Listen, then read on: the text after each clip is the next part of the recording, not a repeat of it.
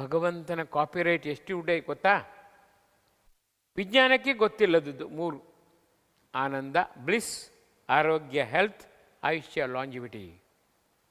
ನಮ್ಮಲ್ಲಿ ಇದನ್ನು ಸೃಷ್ಟಿಸುವ, ಹೆಚ್ಚಿಸುವ ಯಾವ ಔಷಧವೂ ವಿಜ್ಞಾನಕ್ಕಿನ್ನೂ ಗೊತ್ತಿಲ್ಲ. ಆನಂದ, ನಿಶ್ಚಿಂತತೆ, ನಿರ್ಭಯತೆ, ನಿರ್ಲಿಪ್ತತೆ, ನಿರಾಡಂಬರತೆ, ಒತ್ತಡ ಇಲ್ಲದ ಶಾಂತಿ.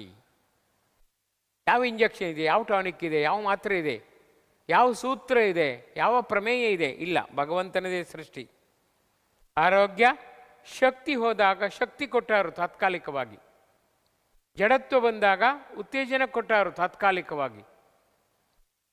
ಯಾವ ಕಾಯಿಲೆಯೂ ಇಲ್ಲ, ಮನಸ್ಸು ಪ್ರಶಾಂತವಾಗಿದೆ, ಪ್ರಬುದ್ಧವಾಗಿದೆ, ಪರಿಪೂರ್ಣವಾಗಿದೆ, ಪರಿಪಕ್ವವಾಗಿದೆ. ಇದು ನಿಜವಾದ ಆರೋಗ್ಯ. ಯಾರು ಕೊಡ್ತಾರೆ?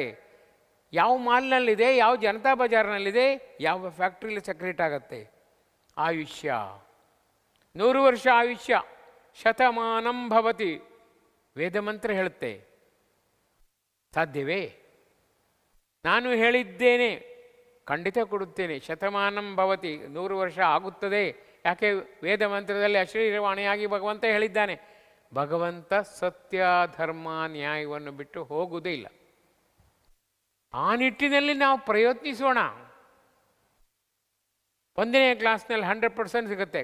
ನಾನು ಶಾಲೆಗೆ ಹೋಗುವುದಿಲ್ಲ ಅಂದರೆ ನೀವು ಹೋಗಬೇಕು, ಪ್ರಯತ್ನ ಪಡಬೇಕು, 100% ಸಿಗುತ್ತದೆ.